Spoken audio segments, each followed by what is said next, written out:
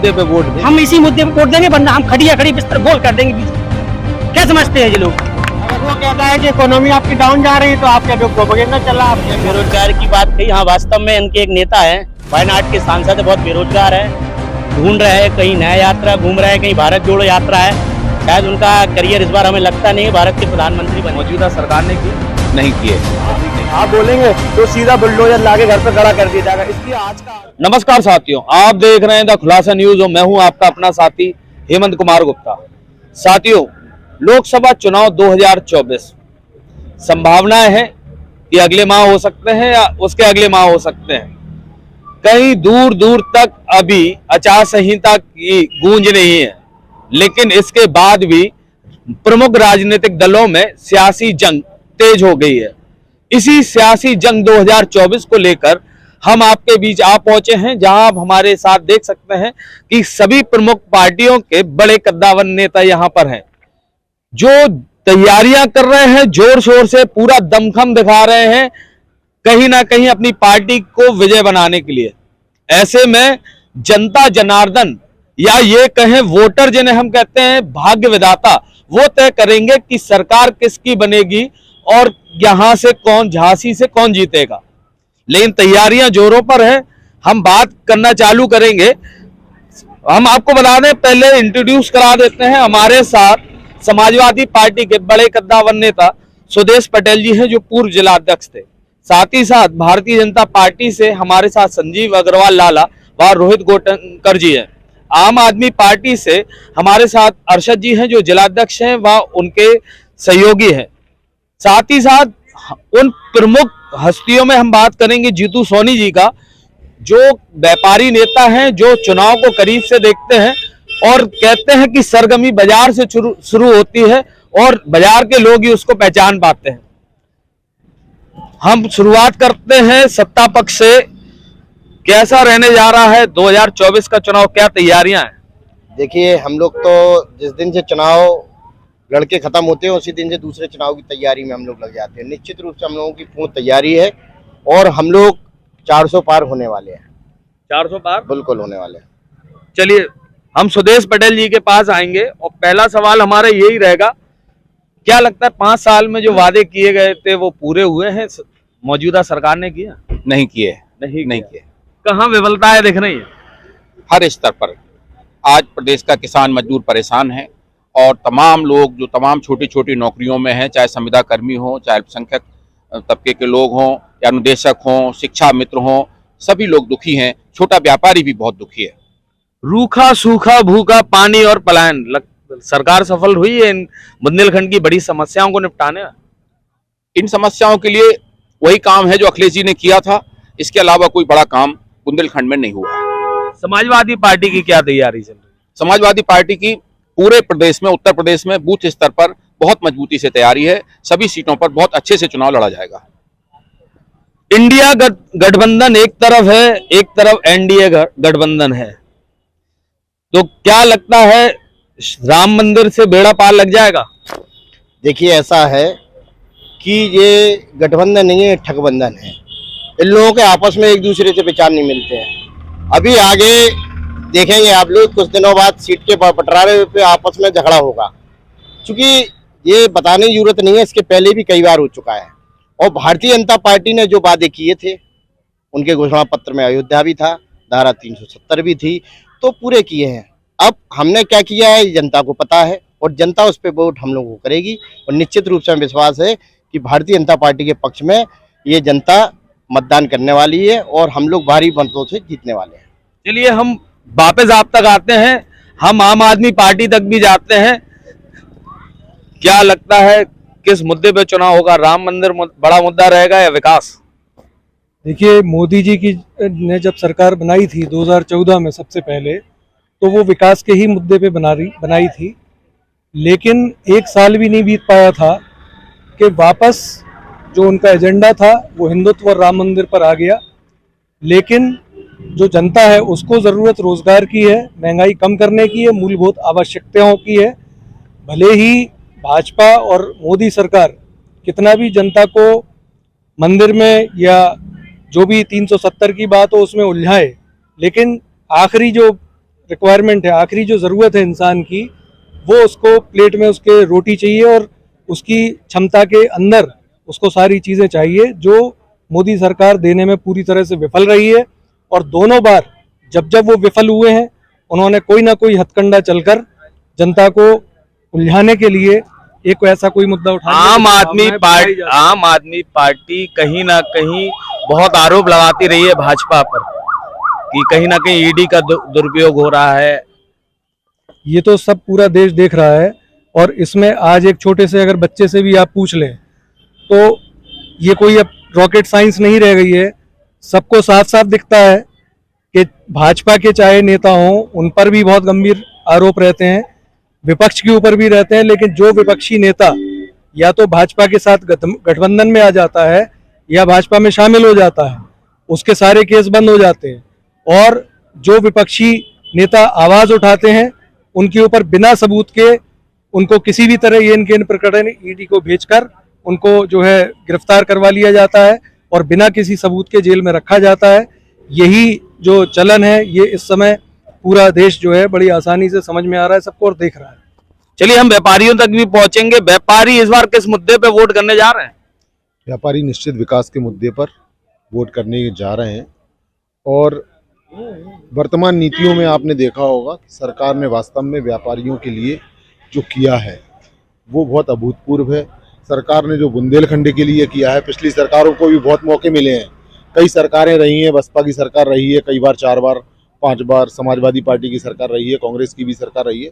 और निश्चित तौर पर जो वर्तमान में बुंदेलखंड की परिस्थितियों का बहुत डेवलपमेंट हुआ है और निश्चित बढ़ता ही जा रहा है, वो निश्चित आज की जनता, व्यापारी वर्ग वर्तमान स्थिति को देखते हुए विकास की ओर ही वोट करेगी।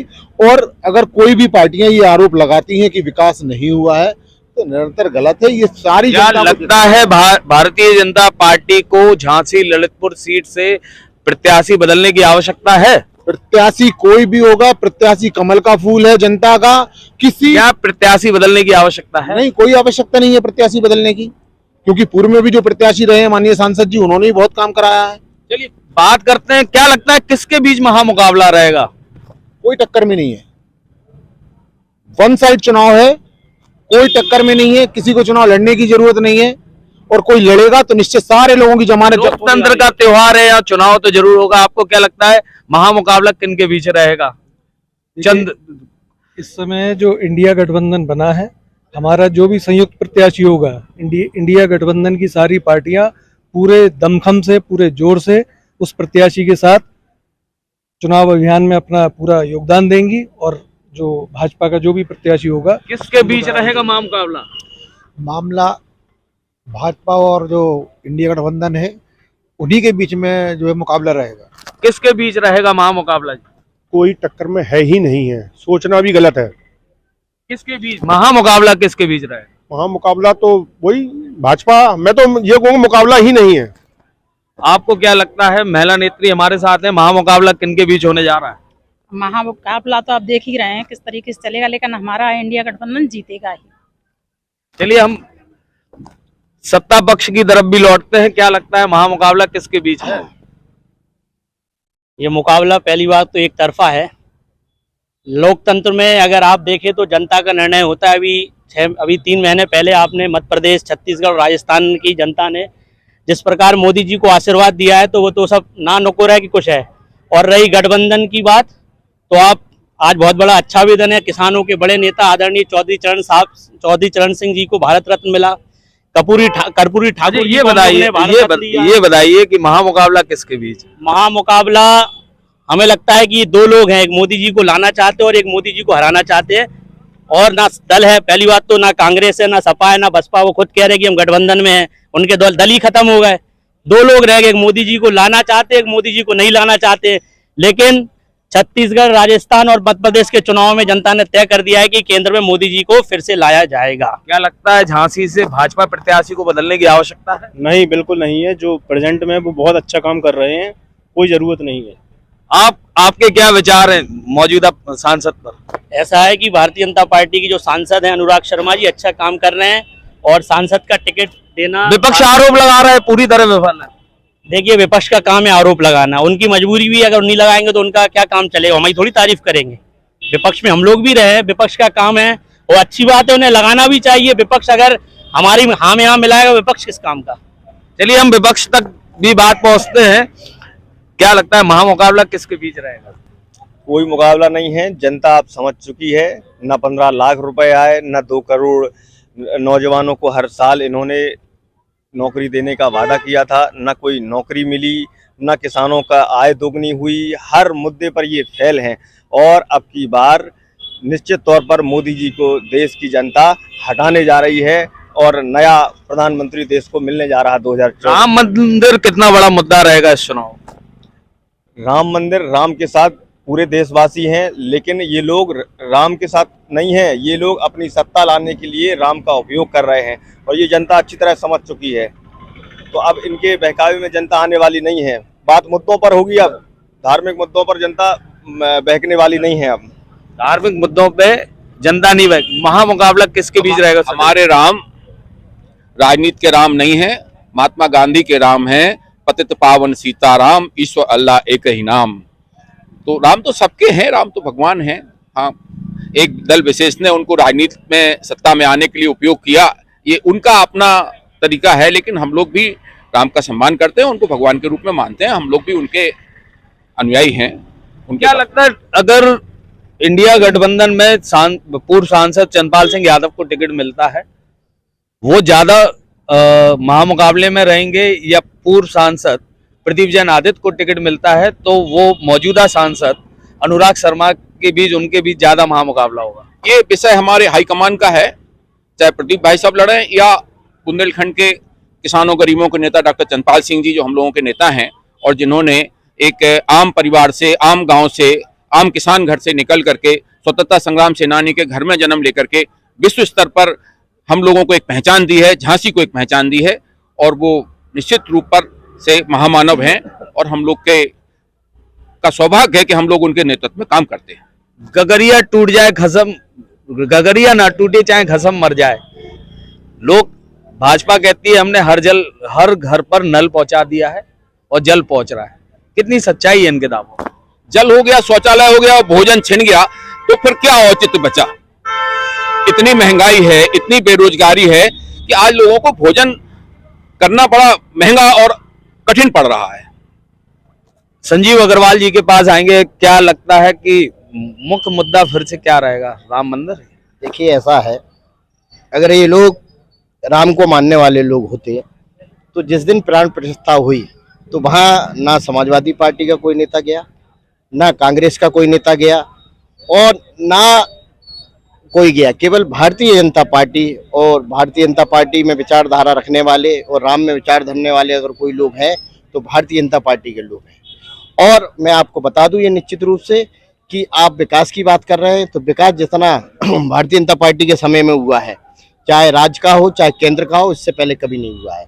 यहाँ पर रही लोगों के लड़ने की बात, इससे पहले भी लोग चुनाव लड़े हैं, उन्हें भारतीय जनता पार्टी के प्रत्याशियों ने उनको हराया है, ऐसा नहीं है। और अगर इन्होंने काम किया होता, चुनाव में हार जीत चलती है। देखिए, चुनाव में हार जीत चलती, मैं मानता हूँ, लेकिन जिस दिन से हम लोग चुनाव जीते हैं उस दिन से हम लोग दूसरे चुनाव की तैयारी में लगे हैं। झांसी में पूर्व में हम भारतीय जनता पार्टी के पहले की बात करें तो चंद्रपाल सिंह यादव यहाँ से पूर्व सांसद रहे हैं, प्रदीप जैन आदित्य भी यहाँ से पूर्व सांसद रहे, तो कहीं ना कहीं आप इसको गढ़ नहीं कह सकते भारतीय जनता पार्टी। देखिए, ऐसा है कि गढ़ तो अब सारे लोगों के खत्म हो गए हैं, अब तो गढ़ केवल भारतीय जनता पार्टी के हैं और हम लोग जीत की ओर नहीं आ रहे हैं। हम लोग कितने मार्जिन से जीतेंगे, हम लोग उसकी तैयारी कर रहे हैं। कितने मार्जिन से जीतने जा रहे हैं? जनता का आशीर्वाद, ऐसा लगता है कि मार्जिन तो बड़ा इतना अंतर होगा कि उस समय जनता के बीच हम लोग जा रहे हैं, मार्जिन कम से कम 4 लाख का होगा। लेकिन अभी भाई साहब ने राम मंदिर की बात कही तो मैं इतना कहूँगा कि यही लोग हमारा मजाक उड़ाते हैं कि वो तारीख नहीं बताएंगे, तो हमने तारीख बता दी कि 22 फरवरी को राम मंदिर बन रहा है। और अपने आप को जो लोग कृष्ण भक्त कहते हैं तो हम उनसे एक न्योता देते हैं कि आइए, कृष्ण जन्मभूमि का मौका है, आइए उस पर हमको साथ दीजिए और कृष्ण भगवान को भी मुक्त कर दीजिए। हम आपसे निवेदन करते हैं, लोग कृष्ण के, हम लोग भी भक्त हैं और राम भगवान। आज का सीधा आरोप है कि जो विपक्षी लोग हैं उनका कब्जा है। नहीं तो वो लोग कह रहे हैं कि राम हमारे, हम कह रहे कृष्ण आपके हैं, तो कृष्ण हम तो दोनों हमारे, राम हमारे कृष्ण हमारे। राम मंदिर ना कभी मुद्दा था, हम लोगों को श्रेय दिया जा रहा है, तो कहीं ना कहीं हम लोगों ने आंदोलन किया, आप लोगों ने गोली चला, इसलिए आपको श्रेय नहीं मिला। आरोप गंभीर है, मुझे वापस आना पड़ेगा, गोली चलाने के आरोप। नहीं, वो देश की कानून व्यवस्था, प्रदेश की कानून व्यवस्था कायम करने के लिए हिंदू मुस्लिम से ऊपर उठ के निर्णय लेना पड़ता है। जो लोग कानून व्यवस्था को तोड़ते हैं वो किसी भी समाज के हों, किसी भी तबके को हों, उनके खिलाफ कार्रवाई जिम्मेदार पदों पर बैठ करके करनी ही होती है। जिम्मेदार पदों पर बैठ के कड़े निर्णय लेने पड़ते हैं, ऐसा कहना है। आम आदमी पार्टी तक लौटते हैं, क्या लगता है कि सांसद जी का जो 5 साल का कार्यकाल रहा है वो कैसा रहा है? 5 साल का कार्यकाल वैसा ही रहा है जो उससे पहले का 5 साल का रहा था, कि जो वायदे किए जाते हैं वो जुमले साबित होते हैं। अभी हाल ही में आपने देखा होगा कि कहीं मेट्रो की बात होती है, कहीं हवाई अड्डे की बात होती है, और 2 दिन पहले जो बजट आया है उसमें साफ ये बता दिया गया है कि हवाई अड्डे के लिए कोई बजट जो है अलॉट नहीं किया गया है। बुंदेलखंड राज्य का वायदा किया गया था। जब उमा भारती जी यहाँ चुनाव लड़ रही थी तो उन्होंने कहा था कि हम 3 साल के भीतर बुंदेलखंड राज्य बनवा देंगे, और कितना वक्त निकलने के बाद भी अभी तक उन वायदों के ऊपर कोई काम नहीं किया गया। ये सच्चाई है। चलिए, विपक्ष आरोप लगा रहा है काम नहीं किए, हम पूछ लेते हैं कोई भी 5 काम जो सांसद जी द्वारा झांसी ललितपुर संसदीय क्षेत्र में किए गए। देखिए, ऐसा है कि सबसे पहले तो आप ये देख लीजिए, जो कॉरिडोर बनाया है, ये डिफेंस कॉरिडोर, इतनी बड़ी सौगात मिल गई, जिस 100 कामों के बराबर एक काम है भैया। डिफेंस कॉरिडोर, जहां बुंदेलखंड में सुई बनाने की व्यवस्था नहीं थी, आज मिसाइलें बनेंगी, ये बहुत बड़े सम्मान की बात है। दूसरा काम कहीं ना कहीं बीड़ा आया है, इसमें भी नगर जो हमारे विधायक सांसद है इनका ही सभी योगदान रहा हुआ है। ये आप देखिए, मेडिकल कॉलेज में 500 बेड तैयार होने वाले हैं। ठीक है, घोषणाएं तो पिछली सरकारें बहुत सारी करते गए कि आज ये बनेगा वो बनेगा, लेकिन कोई भी यथावत स्थिति में नहीं आया। आज मेडिकल कॉलेज में ये बेड भी तैयार होने वाले हैं। कितनी बड़ी बिल्डिंग बन गई। चौथा काम, ललितपुर में एम्स आ गया है। आप देखिए कि ललितपुर में एम्स आ गया है। कितनी बड़ी सौगात बुंदेलखंड को मिली है कि यहाँ से हमें दिल्ली जाना पड़ता था।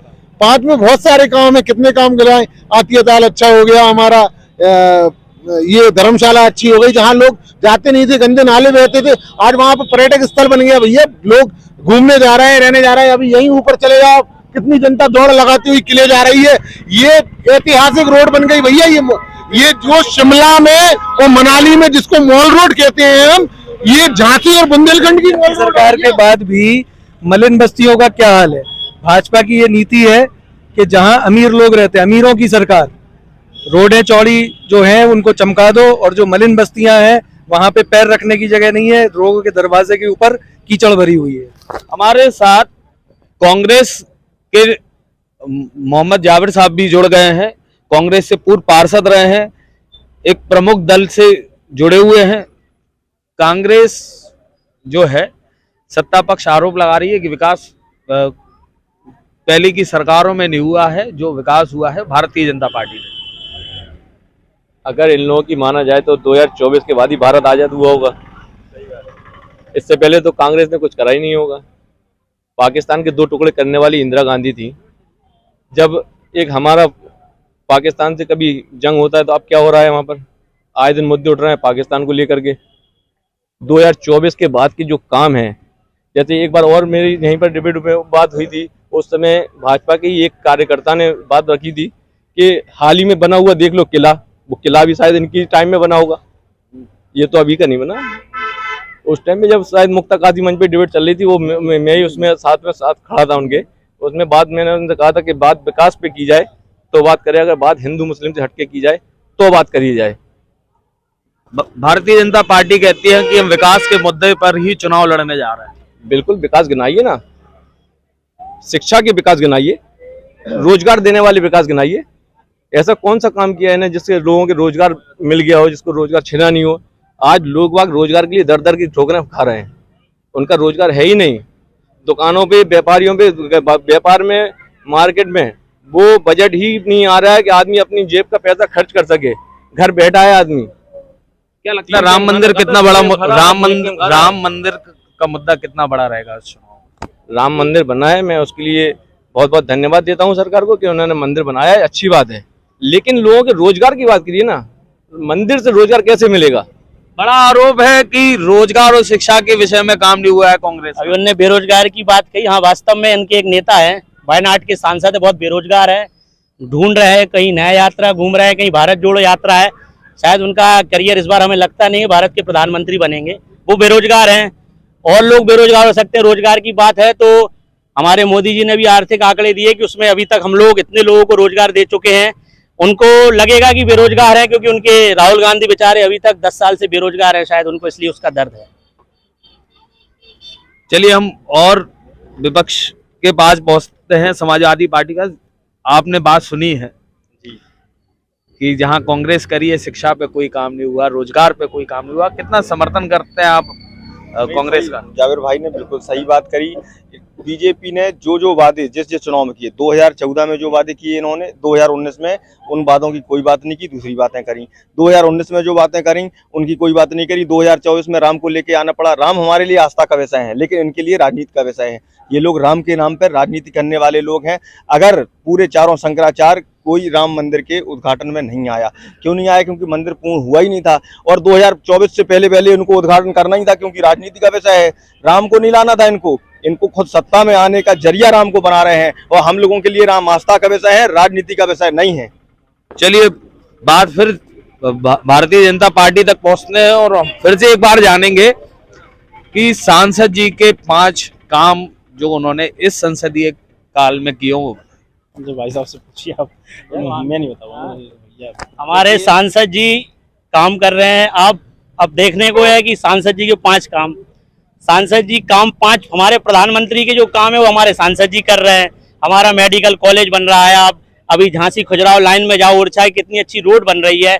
रही रोजगार की तो अभी हम लोगों ने बीड़ा चालू कर दिया है, लोगों को रोजगार मिलेगा। हम लोग डिफेंस कॉरिडोर कर रहे हैं। रोजगार अभी आदमी सोच रहा है कि बच्चा पैदा हो गई, दौड़े और दौड़ लगा के बच्चा माने दौड़ लगाने लगे। हमने अभी एक पेड़ लगाया है, उसका फल लगने वाला है। उसको लगने हम लोग ने 10 साल में इतना कर दिया। वो कांग्रेस की सरकार तो माने इंदिरा गांधी ने 12 साल राज किया, उनने जवाहरलाल नेहरू जी ने 10 साल राज किया, मनमोहन सिंह जी ने 10 साल राज किया। जब वो लोग विकास नहीं ला पाए, लेकिन हमारे प्रधानमंत्री 10 साल में जो काम कर रहे हैं, आज दुनिया भारत माता की जय जय कर रही है और दुनिया उनका गुणगान गा रही है। लेकिन अभी इनने कहा पाकिस्तान, पहले हेमराज के सर को कटे हुए पाकिस्तान के लोग फुटबॉल खेलते थे, आज भारत की तरफ कोई उंगली उठाता है तो उसके घर में घुस के हम मारते हैं। लेकिन एयर स्ट्राइक सेना भी काम करती है तो उस पर भी सवाल उठाते हैं। ये केजरीवाल जी बैठे हैं, वो भी सवाल उठाते हैं। खुद ईडी में फंसे हुए हैं, वो लोग भी कह रहे हैं। जिनके माल निकल रहे हैं वो ईडी में घूम रहे हैं। समस्या ये है, लोग मोदी को हटाना चाहते हैं लेकिन जनता मोदी जी को फिर लाना चाहती है।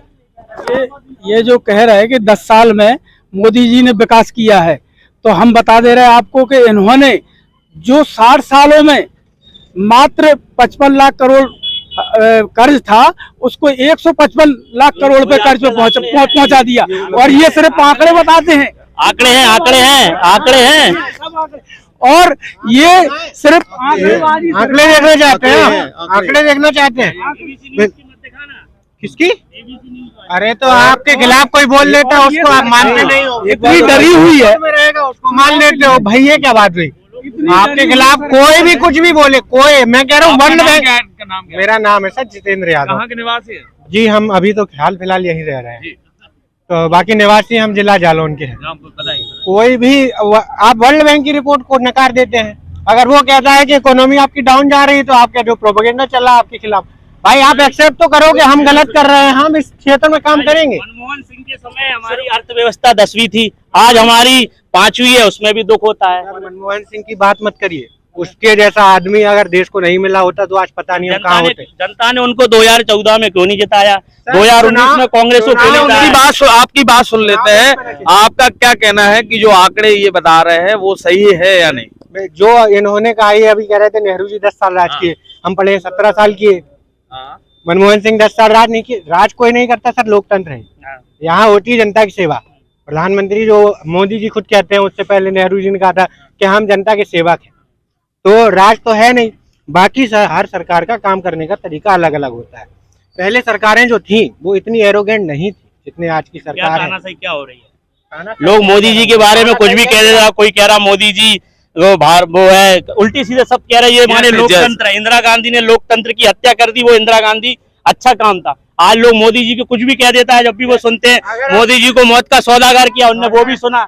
हम लोग को आरोप करना है, नेतागिरी वाली बातें नहीं कर पाएंगे। अगर आप जनता के थ्रू चाह रहे हैं तो जनता की बातें करिए। चंडीगढ़ में चुनाव हुआ, मात्र मेयर के चुनाव के लिए इन्होंने किस तरह से वोटों की चोरी की, वोटों की लूट की, ये पूरा देश ने देखा। और सुप्रीम कोर्ट ने भी इसके लिए कहा कि ये तो लोकतंत्र की हत्या हो रही है, और इससे ज्यादा और क्या हो सकता है। देश के लिए लोकतंत्र की पूरी तरह हत्या हो रही है, इसीलिए ये लोग डरे हुए हैं। भाजपा सरकार पूरी, इसीलिए जहाँ जीतते हैं ईवीएम बहुत अच्छा, जहाँ हारते ईवीएम में दोष, ये आदत है विपक्ष की। क्या लगता है ये आरोप प्रत्यारोप के दौर में कितनी सच्चाई है सुदेश जी? समाजवादी पार्टी का गठबंधन, पीडीए का गठबंधन आने वाले चुनाव में भारी मतों से जीत करके आएगा लोकसभा के चुनाव में। नहीं तो ये जो आरोप लगाए जा रहे हैं वो कितने सही लगते हैं आपको? नहीं, ये तो सब झूठी बातें हैं। भाजपा जो कहती है, जो भाजपा के साथ है वो पाक साहब है, और जो भाजपा के खिलाफ है उसके पीछे ईडी है और सीबीआई है, और वो फंसा हुआ है, और वो अपराधी है, और वो अवैध कारोबारी है। आपका क्या कहना है? मशीन बन गई है भाजपा। कुछ नहीं है सर, आप खिसिया रहे हैं, कुछ हाथ में नहीं बचा। खिसियानी बिल्ली खम्बा नोचे खाए। जी जावर जी क्या कहेंगे? देखिए, लोकसभा चुनाव बिल्कुल नजदीक है, अब चुनाव आएगा, जनता जवाब देगी इसके लिए। कुछ पब्लिक का भी मिजाज जानेंगे हम। क्या आपका कहना है इस बार 2024 के लिए? आपको क्या लगता है सांसद जी ने जो 5 साल पहले वादे किए थे वो पूरे किए? वादों में तो भाई साहब ऐसा है, वादों में तो खैर ऐसा है कि वादे तो इन्होंने क्या किए क्या नहीं किए पूरी जनता जानती है, क्योंकि हमको तो बोलना बेकार है, क्योंकि जो जनता जानती है कितने वादे किए हैं और कितने नहीं किए। लेकिन ये जरूर है कि जो रोजगार छोटा व्यापारी था, छोटा जैसे ठेले पे या कुछ भी कर रहा था, उनका तो पत्ता साफ हो चुका है। पत्ता साफ हो चुका है, उनका तो पत्ता साफ हो चुका है। जो बेचारे, देखिए, मैं झांसी से बिलोंग तो नहीं करता हूँ, मैं आगरा से आया हूँ घूमने के लिए, बट ये कह सकता हूँ कि जो 4 साल 5 साल पहले की झांसी थी और अभी की झांसी में बहुत अंतर है, और घूमने में बहुत अच्छा फील होता है। काफी डेवलप हो चुका है, हर पॉइंट पे डेवलपमेंट दिख रहा है। या तो ये सरकार ही करेगी, आम पब्लिक तो करेगी नहीं, लेकिन आम पब्लिक इसमें सपोर्ट कर रही है गवर्नमेंट को। अगर ऐसी गवर्नमेंट इतना डेवलपमेंट ला रही है तो बहुत अच्छी बात है। आपका क्या नाम? मेरा नाम मोहम्मद सोहेल है। क्या कहेंगे जो पिछले 5 साल मौजूदा सांसद के बीते हैं, क्या कार्यकाल रहा उनका? कार्य तो ऐसा है कि कार्य तो आप देख सकते हैं, सिर्फ सड़कें बनाई गई हैं उसमें, और जो काम आपने किया है वो ऐसा काम किया है कि जैसा होता है ना कि अपन कुछ काम कर रहे हैं, जैसे अपन ने खाना खाया है, मान लो अपन एक खाना खा रहे हैं पेट भर के और एक खाना खा रहे हैं आधा, वही काम है। रोड तो बना दी, लेकिन उसके बाद फिर वही टूट जाएगी, वहीं गड्ढे हो जाएंगे, फिर क्या करेंगे? दूसरी सरकार आएगी, फिर वही सही कर देगी। इसलिए मैं एक शेर कहना चाहता हूँ, कड़वा कसैला कर दिया माहौल मुल्क का, नफरत का जहर दे दिया हर एक जवान को। कड़वा कसैला कर दिया माहौल मुल्क का, नफरत का जहर दे दिया हर एक जवान को। लालच के राजपाट के इस चाय वाले ने बर्बाद करके रख दिया हिंदुस्तान को। हम सत्ता पक्ष तक पहुंचते हैं, आपने शायरी सुनी होगी, क्या कहना है? देखिए, इन लोगों के पास चूंकि पर्याप्त समय है तो शायरी अच्छी बना लेते हैं, लेकिन सच्चाई क्या है? ये अभी जैसे कि आगरा से आए हैं, इनको झांसी से कोई ना इनका रिश्तेदार है ना कोई, ये घूमने आए हैं। इन्होंने अपने मन की बात बोली है कि यहाँ हम आए तो पहले से हमें डेवलपमेंट है। तो जहाँ देश के नागरिक हैं, लोकसभा का चुनाव है, इनकी शायरी में हम भाई साहब बोले जी कहा है, एक आपने जो कहा हमारी एक सबसे अच्छी बात है, दहशतगर्दी नहीं है, अब अमन चैन का माहौल है। दहशतगर्दी नहीं है, अमन चैन का माहौल है। गुंडे हैं जेल के अंदर, ऐसा सख्त प्रशासन है।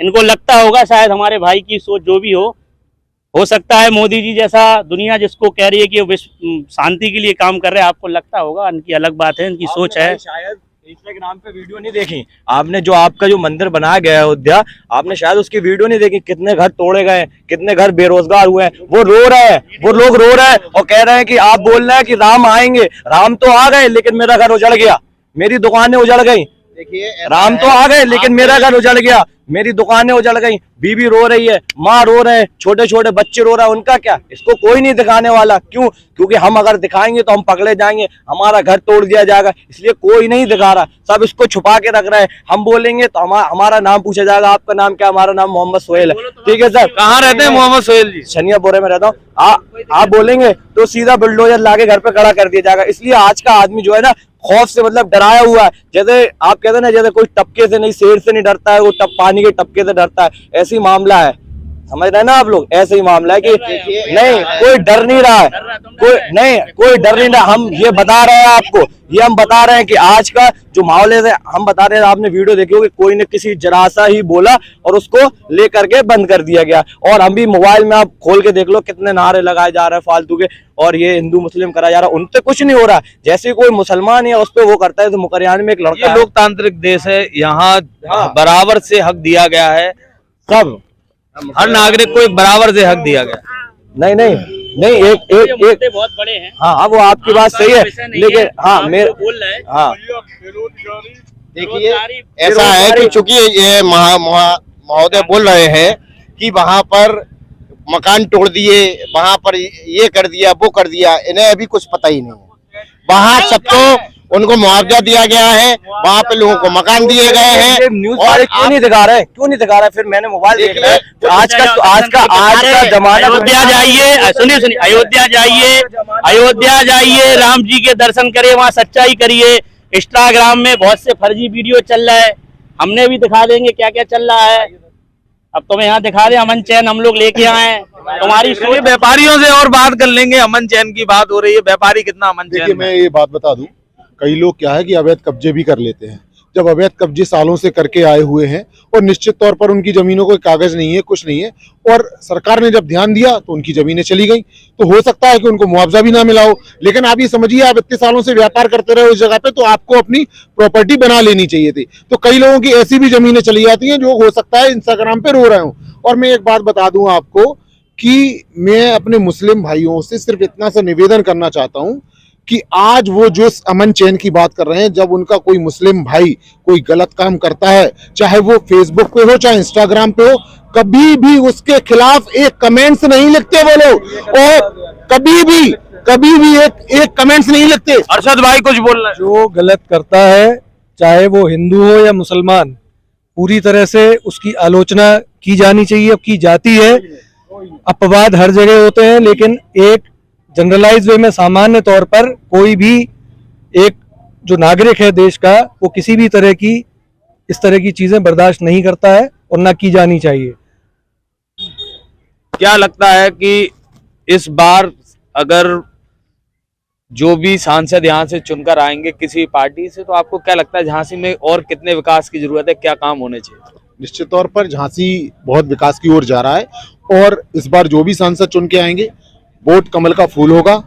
कोई भी प्रत्याशी विकास की बात करेंगे कि क्या झांसी में होना चाहिए? झांसी में जो विकास है, जो बीडा यहाँ पे बन रहा है, निश्चित तौर पर बाहर की जो कंपनियां आएंगी और निश्चित युवाओं को रोजगार मिलेगा, और रोजगार से ही ये झांसी बहुत आगे बढ़ने वाला है, पूरा बुंदेलखंड आगे बढ़ने वाला है। जो पलायन की स्थिति है वो रुकने वाली नहीं, रुक गई है। अब आप निश्चित तौर पर आप कह रहे हैं कि पलायन पूरी तरीके से रुक गया है भारतीय जनता पार्टी के शासन में? जी, बुंदेलखंड में बिल्कुल रुक गया है, और आने वाले 10 साल में झांसी नोएडा से बड़ा दिखाई देगा, ये निश्चित तौर पर आप लिख के रख लीजिए। क्या लगता है कि विकास जो है वही प्रमुख मुद्दा रहेगा इस बार चुनाव में? हमें इस चुनाव में रोटी कपड़ा और मकान, सबसे पहले हमें बुंदेलखंड के अंदर कोई इंडस्ट्री चाहिए, क्योंकि यहाँ का लोकल का आदमी, वो सनी जी अभी बोल रहे थे कि इधर रोजगार बहुत है। तो हमें कहना है कि एक से एक डिग्री लें, घूम रहे हैं इधर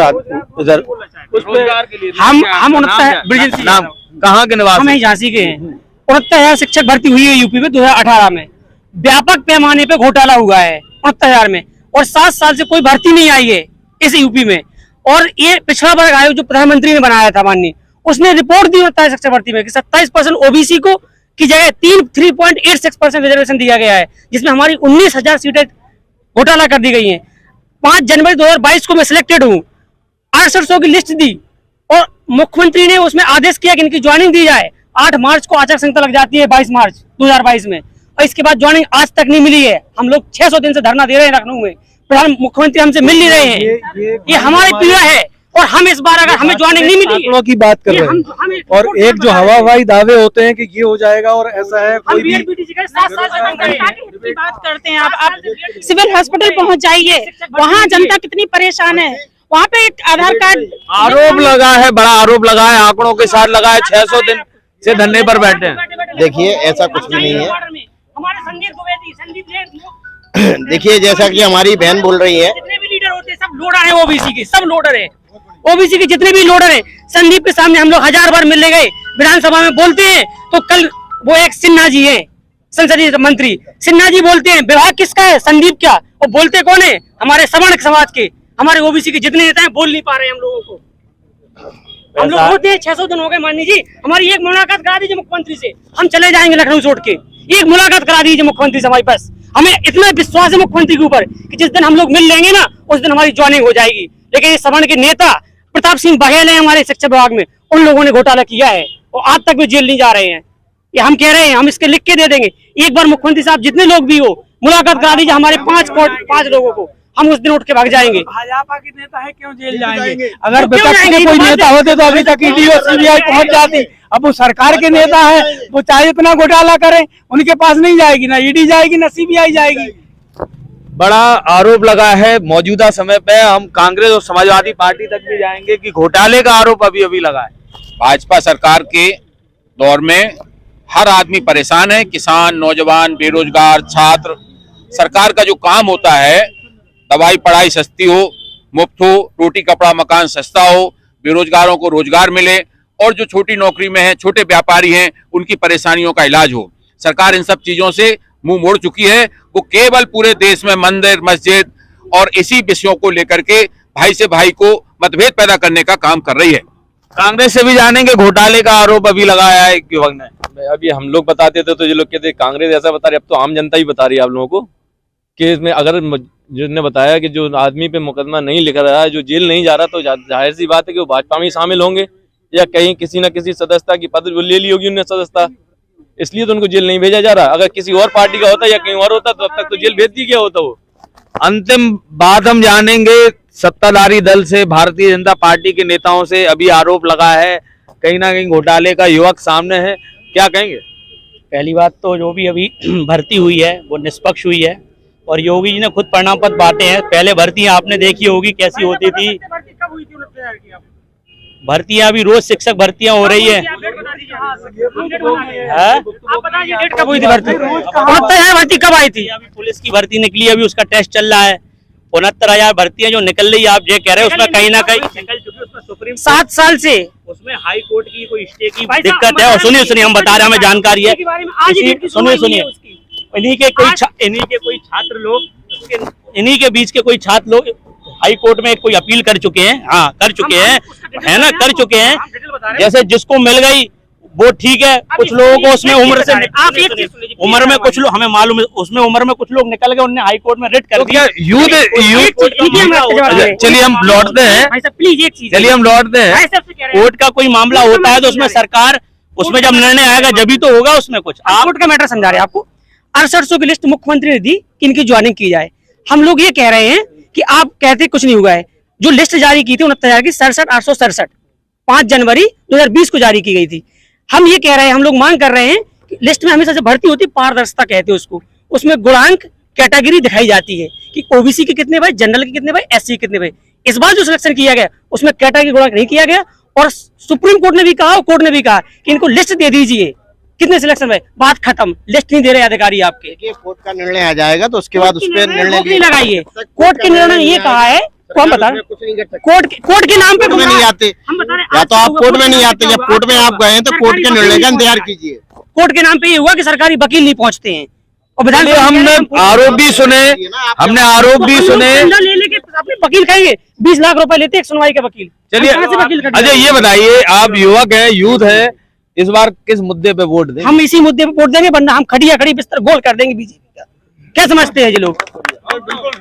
हमारे साथ हमें रोजगार से मतलब है, किसी पार्टी से मतलब नहीं है। अभी लोकसभा चुनाव की तारीख है, लोकसभा चुनाव की जो तारीखें हैं वो निर्धारित नहीं हुई हैं, लेकिन आप देख सकते हैं 16 फरवरी से आचार संहिता आप भैया मैं आप तक आता हूँ, आप देख सकते हैं कि सारे जितने भी प्रमुख राजनीतिक दल हैं वो पूरे दमखम के साथ अपनी प्रेजेंट लगाने को लगे हैं, जनता के बीच जा रहे हैं। आरोप प्रत्यारोप जो है उनका दौर लगातार जारी है। ये जनता जनार्दन तय करेगी, वोटर तय करेंगे, जिनको हम भाग्य विधाता कहते हैं। हम फिर बता दें कि इस बार किस रुख पर जाएगा ये चुनाव, झांसी में चुनाव का क्या परिणाम होगा ये आने वाला वक्त बताएगा। लेकिन इसी प्रकार से हम आम जनता की, राजनीतिक दलों की, सबके विचार आप तक लाते रहेंगे। आप हमारे साथ बने रहिए द खुलासा न्यूज के साथ। हमसे जुड़े रहने के लिए हमारे YouTube चैनल को सब्सक्राइब करें और नई वीडियो की नोटिफिकेशन के लिए बेल आइकॉन को दबाएं। अगर आप ये वीडियो Facebook पर देख रहे हैं तो लाइक जरूर करें और ज्यादा से ज्यादा शेयर करें। धन्यवाद।